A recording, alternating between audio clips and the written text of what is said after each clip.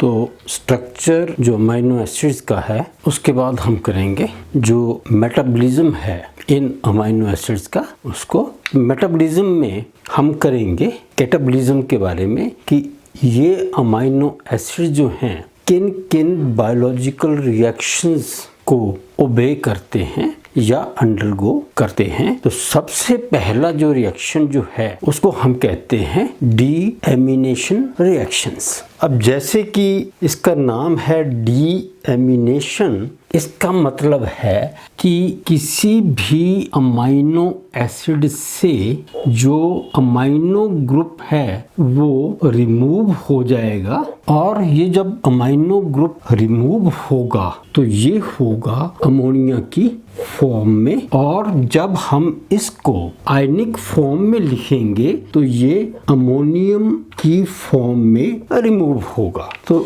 Simply amino group की ammunition means amino group जो है उसका रिमूवल है अमीनो एसिड से। अब ये अमीनो ग्रुप जो है NH3 अमोनिया की फॉर्म में या तो ये एक्सक्रीट हो जाएगा या फिर ये किसी कीटो एसिड में इनकॉर्पोरेट होकर नया अमीनो एसिड जो है वो बना देगा। अब ये जो डीएमिनेशन रिएक्शंस हैं वो दो तरह के हैं, एक तो है ऑक्सीडेटिव डीएमिनेशन और दूसरी जो है वो है नॉन ऑक्सीडेटिव डीएमिनेशन। अब अगर हम ऑक्सीडेशन और रिडक्शन की बात करें तो हमें पता है कि जो ऑक्सीडेशन जो है उसका मतलब ये है कि इसमें ऑक्सीजन की एडिशन हो सकती है या हाइड्रोजन की रिमूवल होती है। ऑक्सीजन की एडिशन भी ऑक्सीडेशन है और हाइड्रोजन की रिमूवल भी ऑक्सीडेशन है, क्योंकि जब हमने NAD की बात की थी, NAD+ लिखते हैं तो उसको हम कहते हैं ऑक्सीडाइज्ड फॉर्म, और जब उसमें दो हाइड्रोजन ऐड हो जाएंगी तो एक बन जाएगा NADH और दूसरा बन जाएगा H+, तो हम कहते हैं NAD जो है वो रिड्यूस हो गया है। और जिन रिएक्शंस में डीएमिनेशन रिएक्शंस में ये दोनों ही नहीं होते उनको हम कहते हैं नॉन ऑक्सीडेटिव डीएमिनेशन रिएक्शंस। तो हम दोनों को एक एक करके डिस्कस करेंगे। तो सबसे पहले हम लेते हैं ऑक्सीडेटिव डीएमिनेशन। ऑक्सीडेटिव डीएमिनेशन है वो दो तरह की है, एक तो है NAD डिपेंडेंट, NAD रिड्यूस हो जाएगा, हाइड्रोजन जब हम निकाल लेंगे तो oxidation reduction they go side by side. तो NAD ये ऑक्सीडाइज है, जब दो हाइड्रोजन इसमें ऐड होंगी तो वो रिड्यूस हो जाएगा। और दूसरी जो है वो है FAD डिपेंडेंट या फ्लेविन डिपेंडेंट डीएमिनेशन। अब हम पहले लेते हैं NAD डिपेंडेंट ऑक्सीडेटिव डीएमिनेशन। जो ऑर्गेनिजम्स हैं उनमें सबसे बढ़िया एग्जाम्पल जो है ऑक्सीडेटिव डीएमिनेशन की, और वो भी NAD डिपेंडेंट, वो है एक एंजाइम ग्लूटामेट डिहाइड्रोजिनेज। और ये एंजाइम जो है, अब जैसे कि नाम से पता लग रहा है कि डिहाइड्रोजिनेशन किसकी हो रही है, ग्लूटामेट की या ग्लूटामिक एसिड। तो पहले हम लिखेंगे ग्लूटामेट या ग्लूटामिक एसिड, आप दोनों में से कुछ भी लिख सकते हैं। तो आयनिक फॉर्म में होगा तो वो ग्लूटामेट होगा, जैसे पायरुवेट था, ऑक्सालेट था, वैसे ही जब ये नॉन आयनिक फॉर्म में होगा तो वो ग्लूटामिक एसिड होगा। ये 3 है और ये हो गया ग्लूटामेट। और ग्लूटामेट कौन सा है, लीवो, तो इसको हम लिखेंगे L ग्लूटामेट। अब जो ग्लूटामेट डिहाइड्रोजिनेज है इसमें क्योंकि ये NAD डिपेंडेंट है तो हम एक तो NAD लिखेंगे इसमें, और ये रिड्यूस हो जाएगा ऑक्सीडाइज से, तो ये बन जाएगा NADH और H+, और जो ये वाला अमोनिया है ये बन गया अल्फा कीटो ग्लूटारिक एसिड या ग्लूटारेट। नॉन आयनिक फॉर्म में COH लिखोगे तो ग्लूटामिक एसिड हो जाएगा। अब इसके साथ ये डीएमिनेशन हो गई। अब इसमें हम एक वाटर ऐड करते हैं तो ये जो ऑक्सीजन है वो तो आ जाएगी यहाँ पर, तो ये बन जाएगा C डबल बॉन्ड O। अब हमारे पास NH3 है और H है और 2 H हैं, तो ये 2 H जो हैं ये तो NAD को रिड्यूस कर देंगे और ये बन गया रिड्यूस्ड NAD, और ये O यहाँ पे आ गया और ये NH3 और ये H जो है ये इस फॉर्म में या अमोनियम आयन की फॉर्म में। तो ये जो अमोनिया निकली अमाइनो एसिड की, तो इसको हम डीएमिनेशन कहते हैं। और क्योंकि इसमें NAD जो है ऑक्सीडाइज स्टेट से रिड्यूस हुई है, इसलिए इसको हम कहते हैं NAD डिपेंडेंट ऑक्सीडेटिव डीएमिनेशन। अब इसको हम अगर नॉन आयनिक फॉर्म में लिखें तो क्या होगा, तो पहले ग्लूटामिक एसिड लिखेंगे CHNH2 CH2 और COOH, ये बन गया लिवोग्लूटामिक एसिड।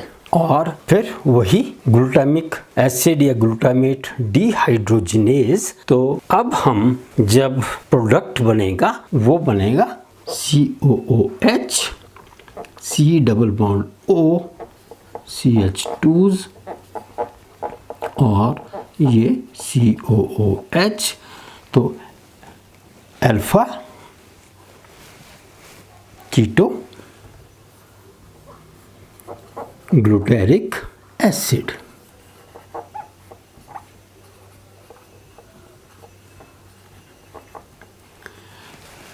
ये ग्लूटामिक एसिड है, ये ग्लूटारिक एसिड है, ये याद रखना आपने।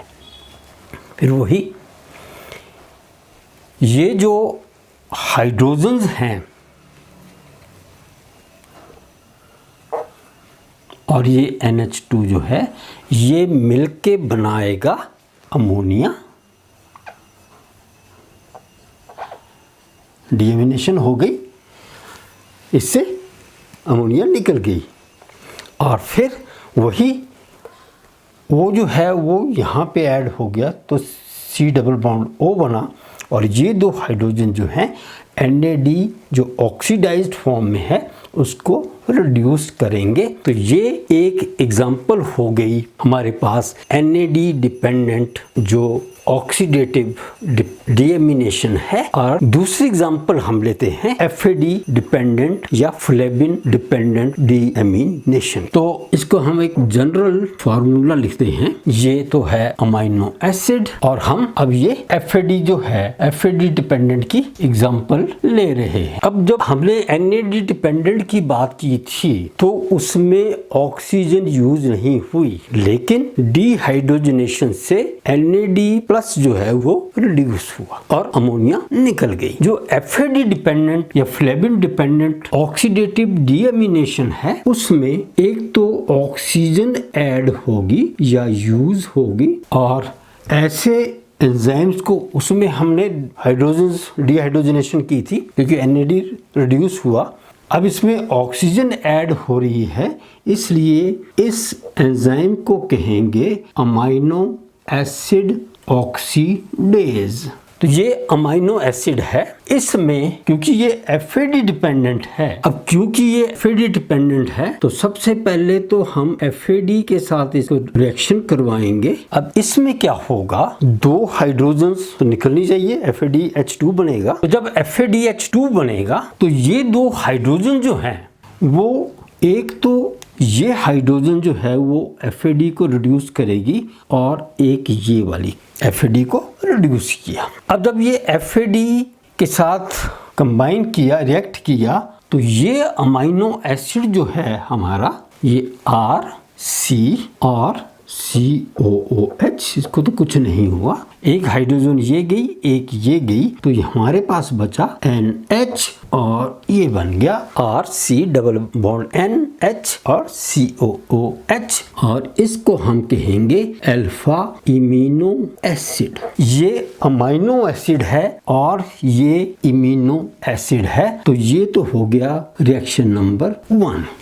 अब ये जो अल्फा इमिनो एसिड जो है, तो जैसे ग्लूटामेट डिहाइड्रोजनेशन में एक वाटर ऐड हुआ था, तो एक वाटर ऐड हुआ और ये रिएक्शन बना, ये O जो है वो तो C के साथ ऐड हो जाएगा, तो ये बन जाएगा RC डबल बॉन्ड O और COOH और NH पहले ही है NH2 और ये NH3 हो जाएगा। तो ये अमोनिया जो है वो निकल गई। तो ये अमाइनो एसिड, ये इमिनो एसिड और ये अल्फा कीटो एसिड जो है वो बन गया और ये अमोनिया जो है वो अमाइनो एसिड से रिमूव हो गई और इसी को तो डीएमिनेशन कहते हैं। अब जब FAD या फ्लेविन डिपेंडेंट ऑक्सीडेटिव डीएमिनेशन की बात की थी तो मैंने कहा था इसमें ऑक्सीजन यूज होगी। अभी तक तो हमने ऑक्सीजन यूज नहीं की है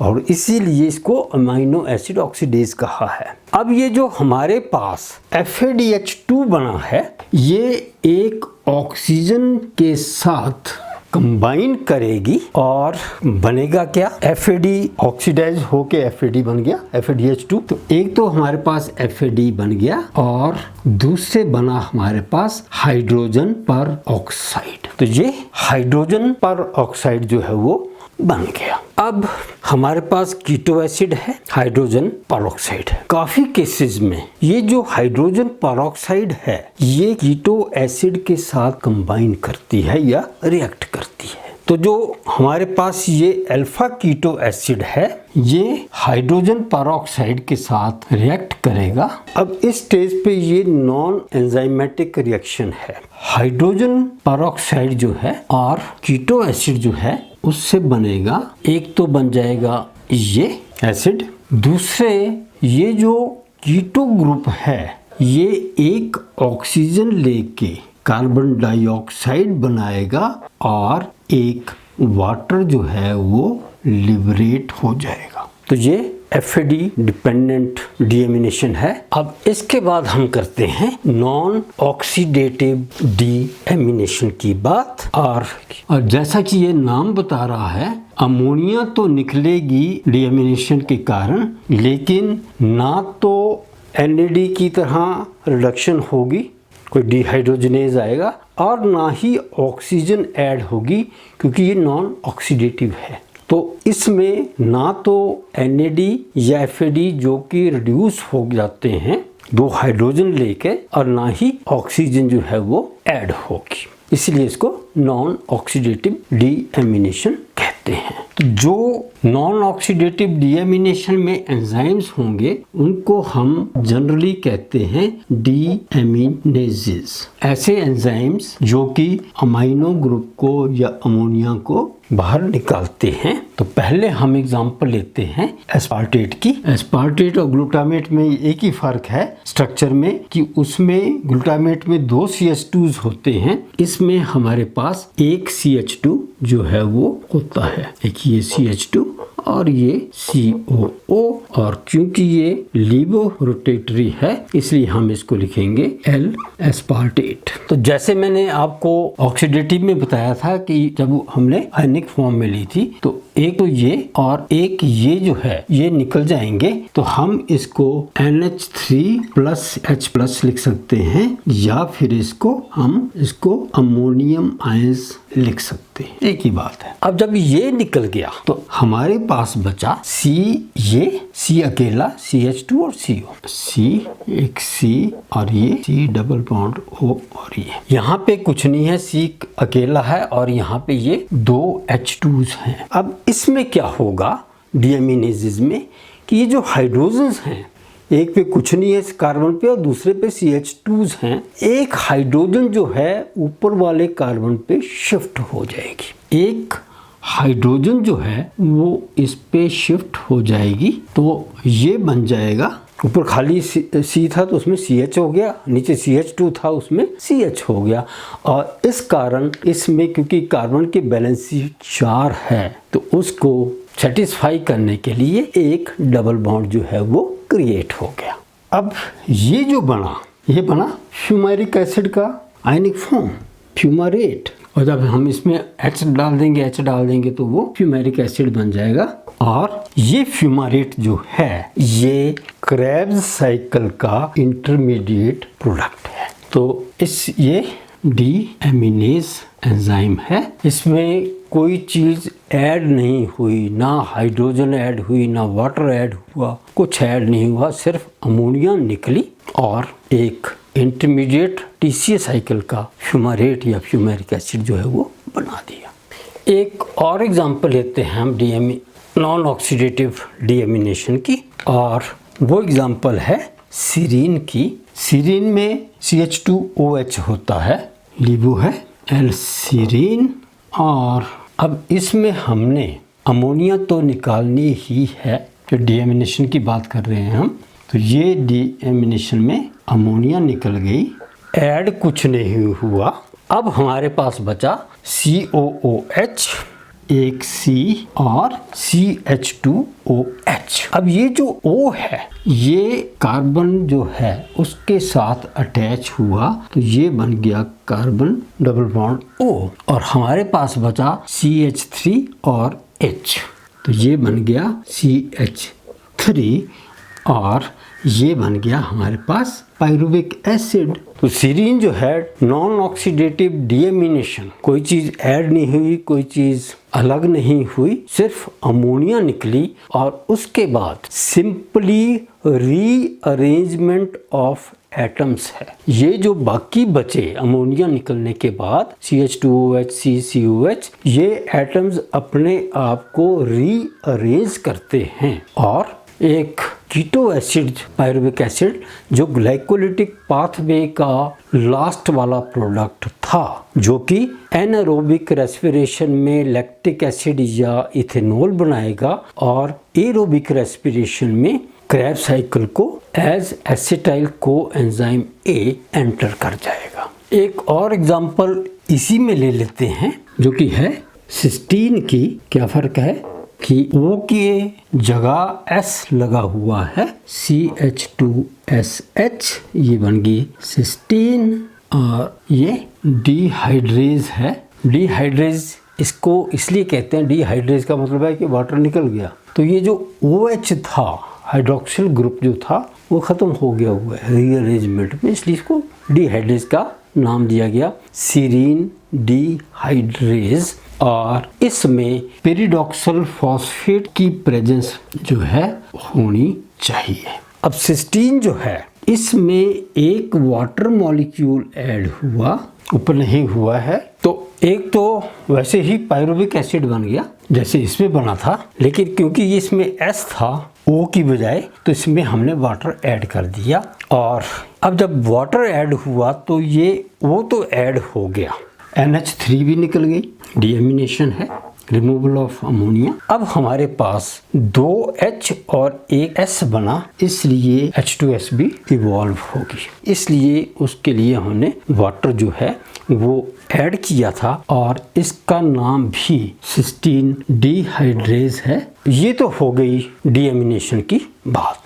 अगले जो रिएक्शंस हैं वो हैं ट्रांस एमिनेशन। अब जैसे डीएमिनेशन जो है वो रिमूवल ऑफ अमोनिया थी, वैसे ही ये जो ट्रांस एमिनेशन जो है वो है ट्रांसफर ऑफ अमाइनो ग्रुप। कहाँ से होगा?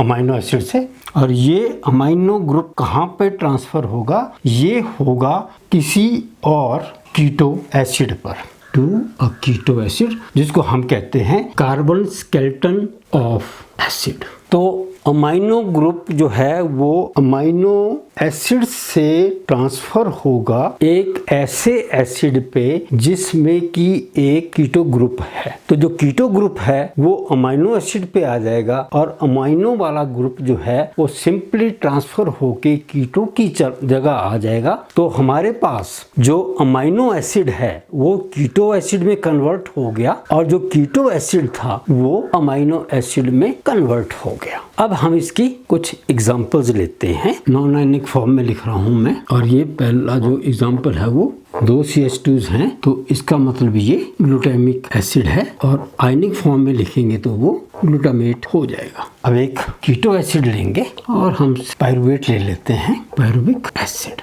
डेफिनेशन से जो है कि ये जो ग्रुप है अमाइनो, ये इसकी जगह आ जाएगा और ये यहाँ पे ये इंटरचेंज कर लेंगे पोजीशन, तो हमारे पास ये बन जाएगा COOH, CH2 COOH और ये बन गया अल्फा कीटो ग्लूटारिक एसिड और ये CHNH2, ये वाला यहाँ आ गया, ये वाला यहाँ आ गया, तो ये हो गया और CH3।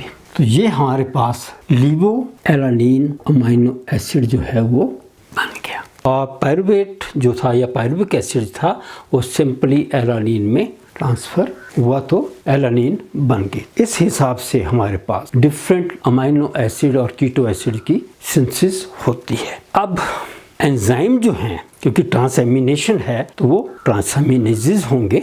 अब इसका नाम लिखने का, जो एंजाइम है उसका लिखने का दो ढंग हैं हमारे पास। एक तो है कि जो हमारे रिएक्टेंट्स हैं उनको बारी बारी लिख, तो ये लिखा जाएगा glutamate pyruvate transaminase, glutamate pyruvate transaminase GPT।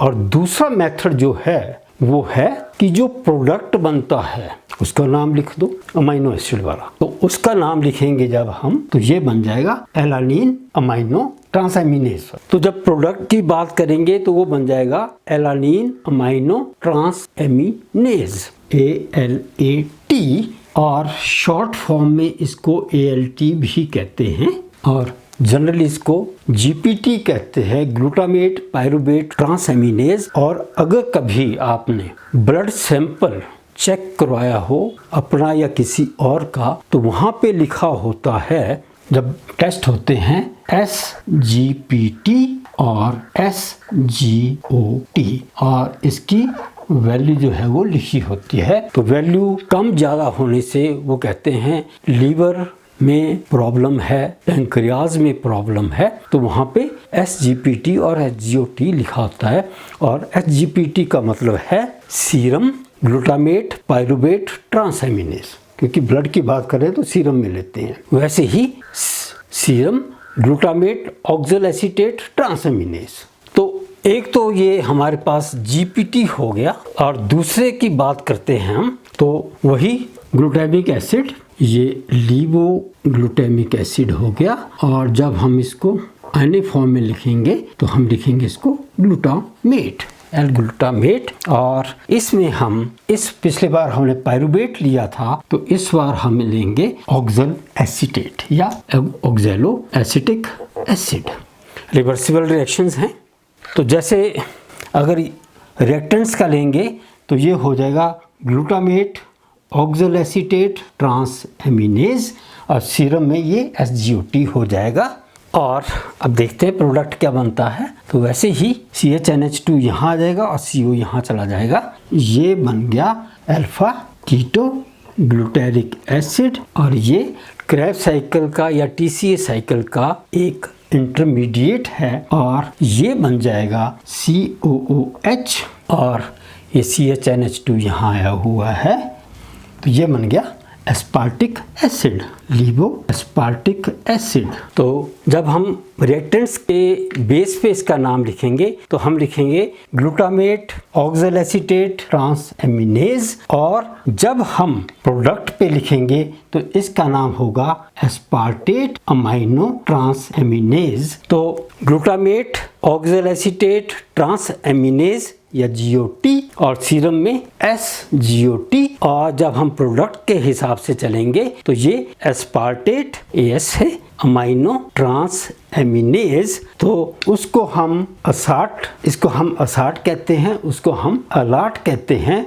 वैसे ही इसको हम शॉर्ट फॉर्म में आजकल लिखते हैं AST, जनरली ASAT है, एस्पार्टिक एसिड अमाइनो ट्रांसएमिनेज। और बेस पे ग्लूटामेट ऑक्सैलोएसीटेट ट्रांसएमिनेज और सीरम में SGOT और SGPT। तो ये तो हो गए हमारे ट्रांसएमिनेशन के रिएक्शंस, और हर एक में एक नया कीटो एसिड बनता है और एक दूसरा अमाइनो एसिड जो है वो बन जाता है।